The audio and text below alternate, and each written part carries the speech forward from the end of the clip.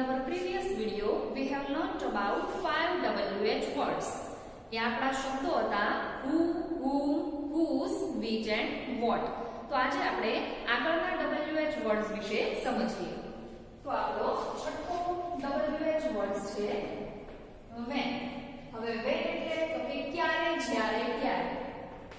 ક્યારે તો આપણે સમજી શકીએ કે ક્યારે એવો કોઈ આપણને પ્રશ્ન પૂછે તો જવાબમાં શું મળે તો કે સમય.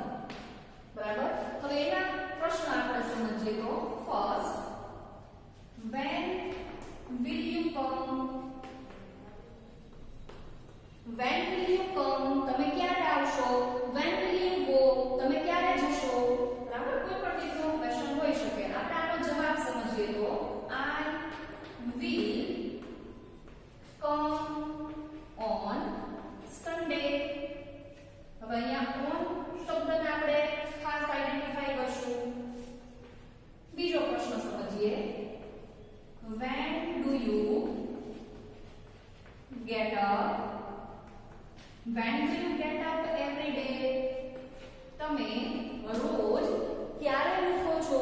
when do you get up every day તો I get up at 6 a.m. every day. હવે on અને at શબ્દને આપણે ખાસ હાઇલાઇટ કરીએ. શું કામ તો આપણે સમજી શકીએ કે સન્ડે આપણે ટાઈમ છે ઇન્ડિકેટ કર્યો. અહીંયા પણ આપણે એવરી ડે રોજ કેટલા વાગે તો કે 6 વાગે. તો અહીંયા પણ આપણે સમય છે એને ઇન્ડિકેટ કર્યો. તો જ્યારે આપણે કોઈ સમય દર્શાવતા હોઈએ તો એની આગળ on અથવા તો at શબ્દ લખ્યા પછી આપણે કોઈ પણ સમય છે એને ઇન્ડિકેટ કરવો પડે. તો ઇન શોર્ટ આપણે સમજીએ when એટલે તો એનું ગુજરાતી મીનિંગ થાય ક્યારે. એના જવાબમાં શું મળે તો કે સમય. હવે એના જવાબમાં આપણે સમય છે એની નીચે અંડરલાઈન કરેલી હોય અને અંડરલાઈન વર્ડ છે જવાબમાં આવે એવો આપણે પ્રશ્ન છે એ એક્ઝામમાં સિલેક્ટ કરવાનો હોય. તમને ઓલરેડી 4 ઓપ્શન આપેલા હશે. તમારે પ્રોપર ઓપ્શન છે એને માત્ર સિલેક્ટ કરવાનો છે. તમારે ક્વેશ્ચન ફ્રેમ કરવાનું એવું પૂછાતું નથી. સાતમો આપણો પ્રશ્ન હવે where એટલે ક્યાં. તો ક્યાંથી પ્રશ્ન પૂછાય, where થી પ્રશ્ન પૂછાય તો જવાબમાં આપણને મળે સ્થળ. બરાબર. તમે ક્યાં જાવ છો તો આપણે ક્યાં એના માટેનું કોઈ સ્થળ છે એ આપણે આઈડેન્ટિફાઈ કરવો પડે. Suppose where do you live. તમે ક્યાં રહો છો. where do you live તો I live in Bhavnagar.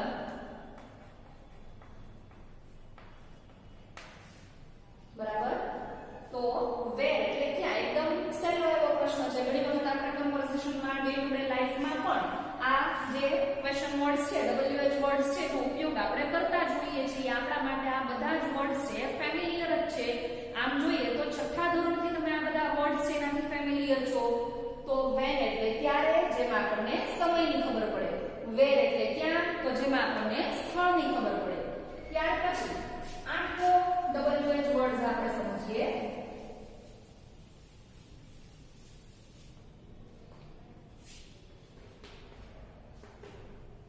when, where અને હવે આપણે સમજીએ why. હવે why એટલે શા માટે, શું કામ, શા માટે તો એના જવાબમાં આપણને કારણ મળે. હવે ખાસ યાદ રાખજો જેવી રીતે આપણે whose WH વર્ડ્સમાં એવું સમજાતા કે એના જવાબમાં સજીવ નામની સાથે એપોસ્ટ્રોફી s જો તમને દેખાય તો સમજવાનું કે એ એપોસ્ટ્રોફી s વાળો શબ્દ છે એ માલિકીનો ભાવ સૂચવે છે. બરાબર. તો એવી જ રીતે આપણે why દ્વારા જ્યારે પ્રશ્ન પૂછાય તો એ જવાબની શરૂઆત because થી થઈ હોય. બરાબર. ખાસ યાદ રાખીશું BECAUSE because કઈ રીતે તો આપણે વાક્ય દ્વારા સમજીએ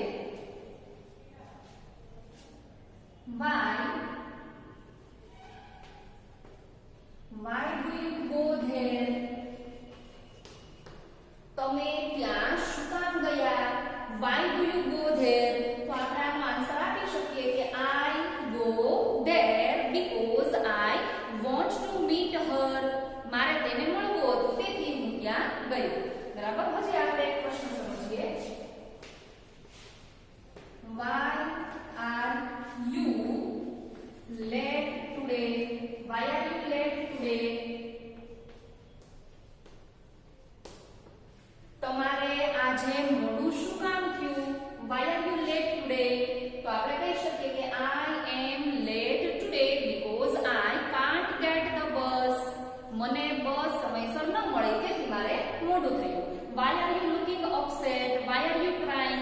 બરાબર, કોઈ પણ ફોર્મેશનમાં. ટૂંકમાં આપણે યાદ રાખવાનું કે વાય એટલે તો કે શા માટેના જવાબની શરૂઆત આપણે બીકોઝ થી કરવી પડે. મારે મોડું થયું કારણ કે, બરાબર. તો બીકોઝ શબ્દ પછી આપણે કોઈ પણ રીઝન છે એને આપણે આઈડેન્ટિફાઈ કરી શકીએ. ત્યાર પછીનો નવમો WH word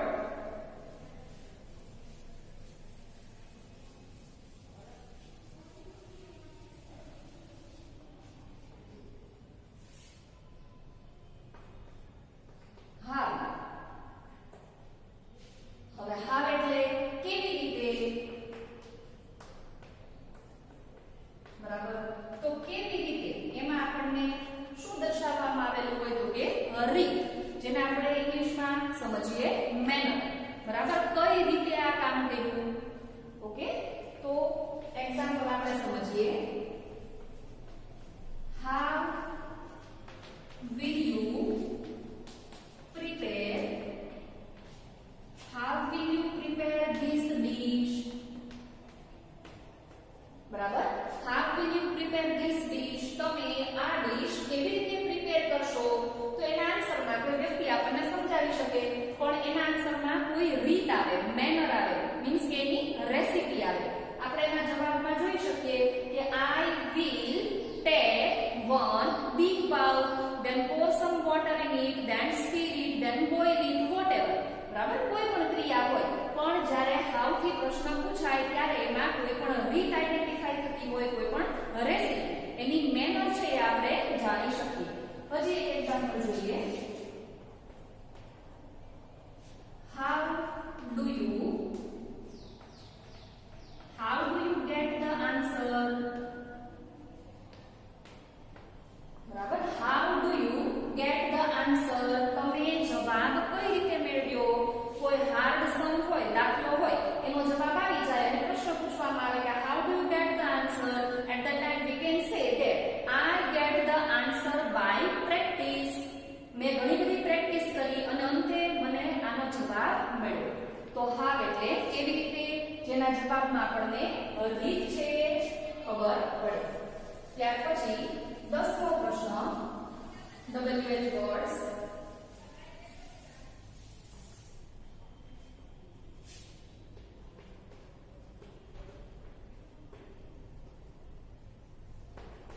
How many?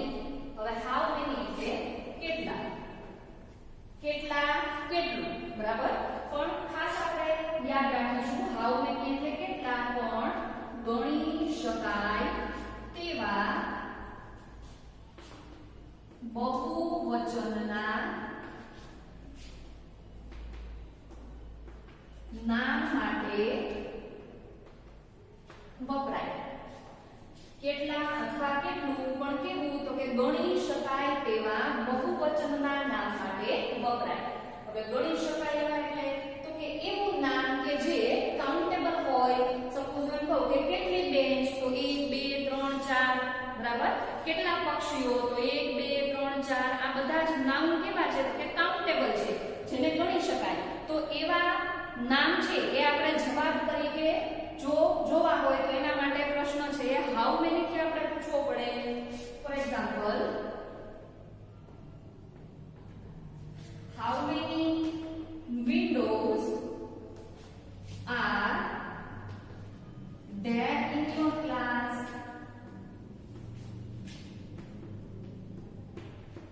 How many windows are there in your class? અથવા કોઈ પણ પ્રશ્ન પૂછી શકાય કે how many brothers do you have? બરાબર. How many pens do you have? How many lunch box do you have?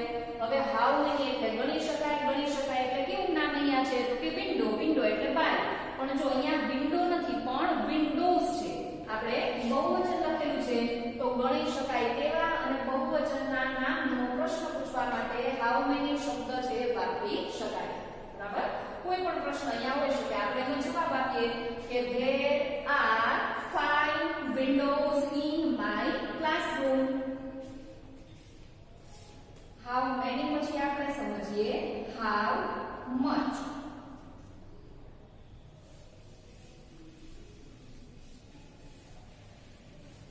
હવે how much નો અર્થ પણ એવો જ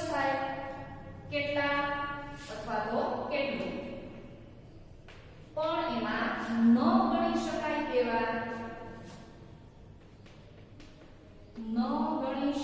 તેવા અને બહુવચન નહીં પણ એક વચનના નામ માટે વપરાય. બેનો મીનિંગ સેમ જ થાય છે, પણ અહીંયા ગણી શકાય, અહીંયા ન ગણી શકાય તેવા બહુવચન નહીં પણ એક વચનના નામ માટે હાઉ મચ વર્ડ્સ છે એનો ઉપયોગ થાય. કઈ રીતે? તો જથ્થો હોય, ધાતુ હોય, કોઈ પ્રવાહી હોય, જથ્થો, ધાતુ, પ્રવાહી, બરાબર. જથ્થો મીન્સ કે એની ક્વોન્ટિટી. For example sugar. તો સુગર છે આપણને ખ્યાલ છે કે બલ્કમાં હોય, એનો જથ્થો હોય, એની ક્વોન્ટિટી છે એ મેઝર થઈ શકે. આપણે ખાંડના દાણાને એક એક કરીને ગણી શકીએ, 1 ખાંડ, 2 ખાંડ, 3 ખાંડ, નેવર. બરાબર. તો આ જે જથ્થો છે, ક્વોન્ટિટી છે, એના માટે હાઉ મચ વર્ડ્સ થી આપણે પ્રશ્ન પૂછવો પડે. ધાતુ તો કે ગોલ્ડ છે, સિલ્વર, કોપર, તો એમાં આપણે 1 સોનું ખરીદ્યું, 2 સોનું ખરીદ્યું એવું આપણે કહી શકીએ નહીં. પ્રવાહી તો કે પ્રવાહીમાં મિલ્ક, વોટર, કેરોસીન, પેટ્રોલ, બરાબર. આવું કોઈ પણ પ્રવાહી હોય, લેવા 1 પાણી, 2 પાણી, 3 પાણી, 1 દૂધ, 2 દૂધ, નેવર. બરાબર. આ બધા એવી બાબતો છે, આ બધા એવા નામ છે જે અનકાઉન્ટેબલ છે, એને આપણે ગણી શકતા નથી. હા, ગણી શકીએ પણ કેવી રીતે? તો કે લીટરમાં એનું કાઉન્ટિંગ થાય, ગ્રામ્સમાં એનું કાઉન્ટિંગ થાય, બરાબર, કિલોમાં એનું કાઉન્ટિંગ થાય, 1 2 3 4 એવી રીતે આપણે આઈડેન્ટિફાઈ કરી શકીએ નહીં. એક્ઝામ્પલ સમજીએ. How much milk will you add in the tea? ચા બનાવવા માટે મૂકેલી હોય, પ્રશ્ન પૂછે છે how much milk will you add in the tea? તમે ચામાં કેટલું દૂધ ઉમેરશો? આપણે જવાબ આપીએ કે I will add 1 liter milk in the tea. જો 1 liter, બરાબર, લીટરમાં એનું કાઉન્ટિંગ થયું. ત્યાર પછી how much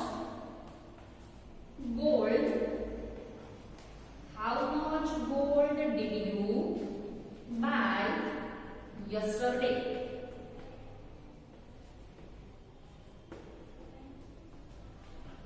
How much gold did you buy yesterday? ગઈકાલે તમે કેટલું સોનું ખરીદ્યું? તો 1 ખરીદ્યું, 2 ખરીદ્યું, 3 ખરીદ્યું નહીં. પણ આપણે એવું કહી શકીએ કે I bought 50 grams gold yesterday. બરાબર, 500 ગ્રામ સોનું છે મેં ખરીદ્યું. તો આવી રીતે જ્યારે ન ગણી શકાય, અનકાઉન્ટેબલ હોય અને એક વચન હોય, અહીંયા જો મિલ્ક એને આપણે દૂધ એવું જ આપણે કહી શકીએ, એમાં આપણે મિલ્ક એવું બોલી શકીએ નહીં. પછી ગોલ્ડ છે તો આ નામ પણ હંમેશા એક વચનમાં જ હોય, આપણે એને બહુવચનમાં લખી શકીએ નહીં.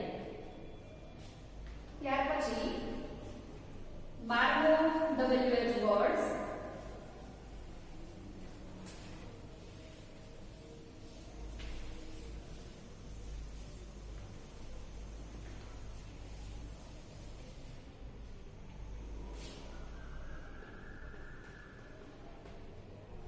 How long?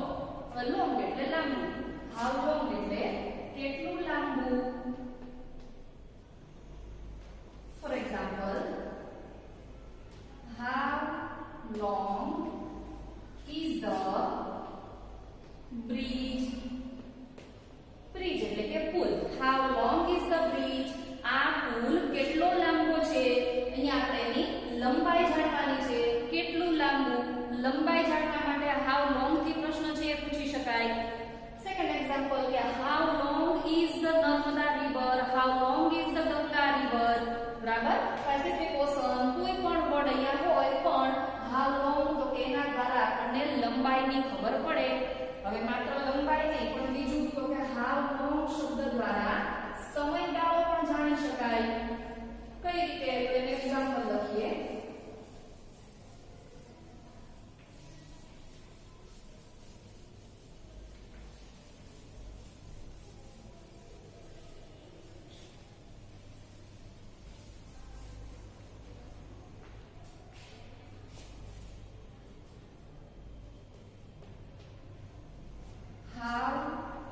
long will you stay there? How long will you stay there? તમે ત્યાં કેટલો લાંબો સમય રોકાવાના છો, મતલબ કે કેટલું તમે રોકાવાના છો? તો આન્સરમાં I will stay there for 15 days, for a month, for a week, for a year, whatever the answer is. But our question word, our WH word is how long. કેટલું લાંબુ મતલબ કે કેટલો સમય. બરાબર, અહીંયા આપણને ચોક્કસ સમય પોઈન્ટ ઓફ ટાઈમ નથી આપેલો, પણ અહીંયા આપણને પીરિયડ ઓફ ટાઈમ છે ઇન્ડિકેટ થાય છે. તો સમયગાળો જાણવા માટે અથવા તો કેટલું લાંબુ એની લંબાઈ જાણવા માટે how long WH words નો ઉપયોગ છે થાય. તેનો WH words how far. હવે far એટલે દૂર, તો દૂર એટલે અંતર. કેટલું દૂર. જ્યારે how far વડે પ્રશ્ન પૂછાય તો જવાબમાં આપણને અંતર ખ્યાલ આવે, આપણને ડિસ્ટન્સ નો ખ્યાલ આવે. કોઈ એક સ્થળથી બીજા સ્થળનું ડિસ્ટન્સ એનું અંતર કેટલું છે એ આપણે how far શબ્દ દ્વારા જાણી શકીએ. How far is your school from your house? How far is your school from your house? Okay, my school is 2 kilometers far from my house. મારી સ્કૂલ મારા ઘરથી 2 કિલોમીટર દૂર આવેલી છે. તો how far દ્વારા આપણે અંતર જાણી શકીએ, ડિસ્ટન્સ, બે સ્થળ વચ્ચેનું અંતર આપણે how far દ્વારા જાણી શકીએ. 14મો WH word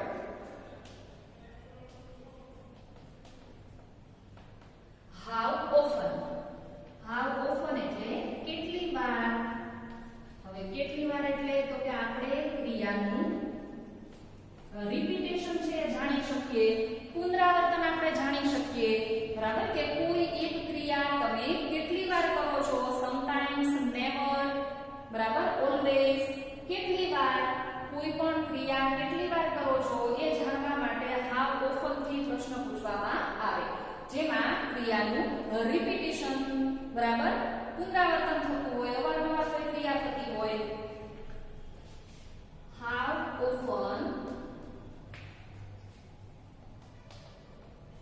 how often do you take meal in a day? How often do you take meal in a day? હવે meal એટલે ભોજન, બરાબર. તમે in a day એટલે એક દિવસમાં, તમે દિવસમાં કેટલી વખત ભોજન કરો છો? બરાબર, તો આપણે આન્સર આપી શકીએ કે I take meal twice in a day. બરાબર, once એટલે એક વખત, twice એટલે બે વખત, thrice એટલે ત્રણ વખત. જનરલી દરેક વ્યક્તિ બપોરે અને રાત્રે બે વખત છે મીલ લે છે, ભોજન લે છે. તો આપણે આન્સર આપ્યો કે I take meal twice in a day. હું બે વખત દિવસમાં ભોજન કરું છું. તમે દિવસમાં કેટલી વખત ચા પીવો છો? How often do you drink tea in a day? બરાબર, તમે દિવસમાં કેટલી વખત હોમવર્ક કરો છો? બરાબર, તો કોઈ પણ વર્ડ્સ કેટલી વખત ક્રિયા અવારનવાર થતી હોય, રિપીટ થતી હોય, પુનરાવર્તન થતું હોય, તો એ વખતે આ how often દ્વારા આપણે પ્રશ્ન પૂછી શકીએ. તો આપણે ટોટલ 14 WH વર્ડ્સ છે સમજ્યા. બરાબર, એનો ગુજરાતી મીનિંગ આપણે સમજ્યા. એમાં જવાબમાં આપણને શું મળે એ આપણે સમજ્યા. who, whom, whose, what, which, when, where, why, how. બરાબર, how long, how far, how often, how many, how much. તો આટલા શબ્દો પૂરા કર્યા પછી આશા રાખું છું કે તમને